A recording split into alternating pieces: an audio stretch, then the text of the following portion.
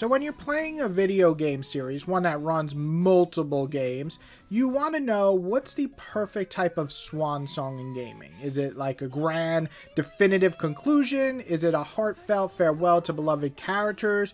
Or maybe to me, it's sometimes a nostalgic hug that reminds you why you fell in love with the series in the first place, while still paving a path forward and trying new things. And for me, that's almost exactly what Atelier Lulua tries to do.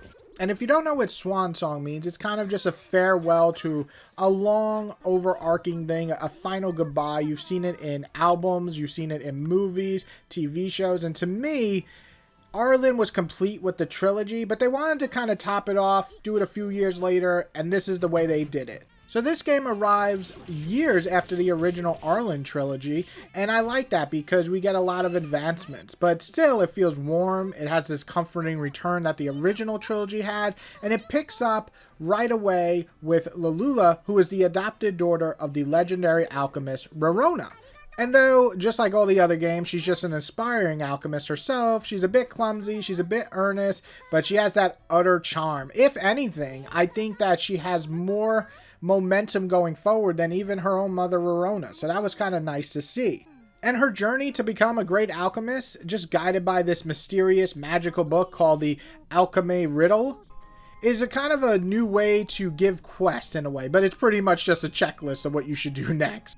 Now, of course, coming back years later, the graphical advancements definitely make it really fun and refreshing to visit Arland, because these places that you once visited in the old games and new places just look 10 times better. Now, you know, with those being remastered not too far from this, it's not like a grand jump from like PS2 to PS4, but you definitely can tell the difference in the graphics themselves. The fidelity alone and the attacks and stuff look just way better in this game.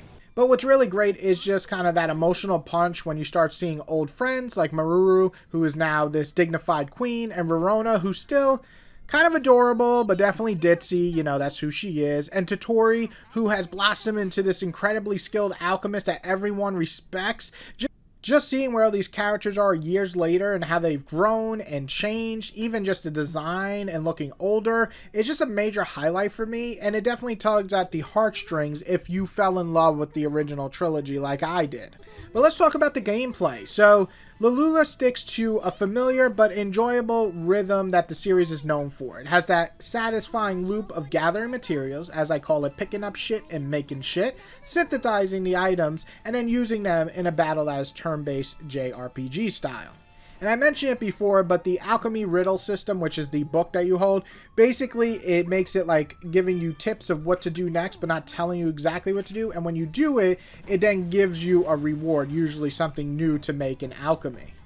Does the system fully work? Well, I liked it, though sometimes I found it annoying, and I just had to kind of figure out what to do next on my own, or just look it up if it was really frustrating. Now, in battle, something new that wasn't in previous games was a new back support system, which adds, just to me, a fantastic layer of strategy. You've got the frontline fighters, but your back row can jump in with a follow-up attack or a new interrupt ability to deploy an instant item regardless of turn order, which would really help you with the big bosses. And this also creates a dynamic with the characters, because you can do different combinations and strategies that keep the combat engaging. That is something I love, because with turn-based, battles can get a bit boring after a while, especially with a game that's more than 30 hours, so I like that. And the difficulty curve kind of just felt fair in this game, though I would say some bosses definitely pissed me off on normal difficulty, but that's mostly side bosses. The main boss at the end of the game is just a long grind, but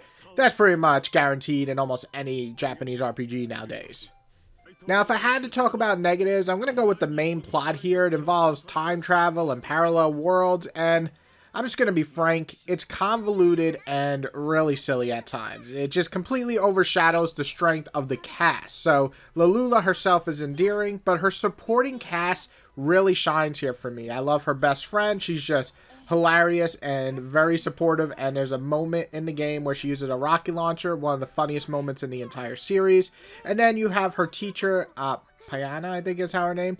Again, this is in Japanese, so I might be pronouncing these wrong, but she's really wonderful, kind, crazy, and alcoholic. You know, all the good things you love in a mentor, and I really like that. And you also get, like, Nico, who's this pirate.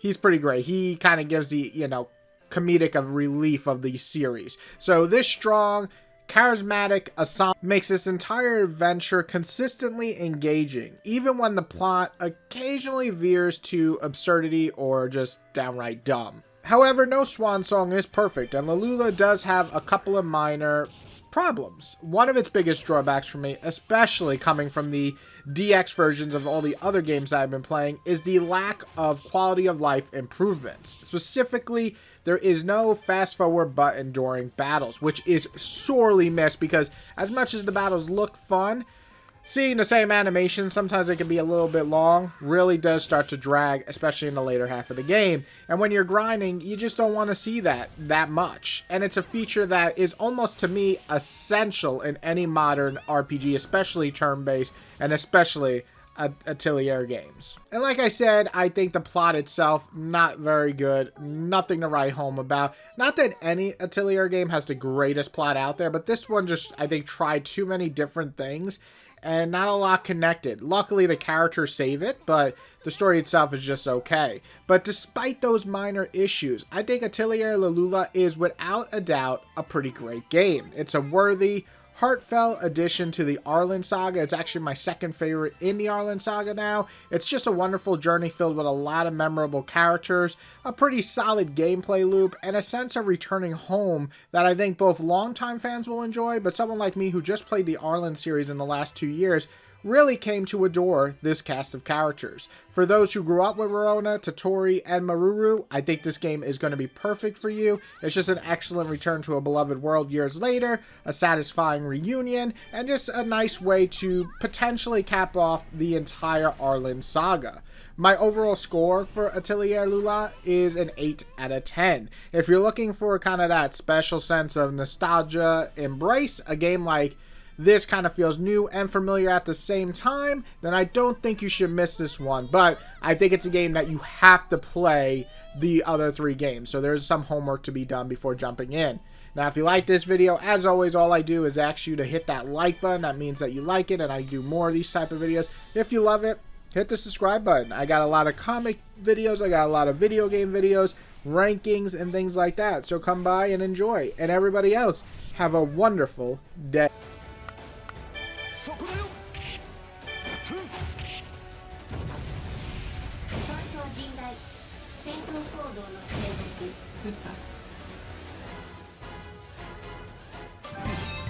我々の勝利だな。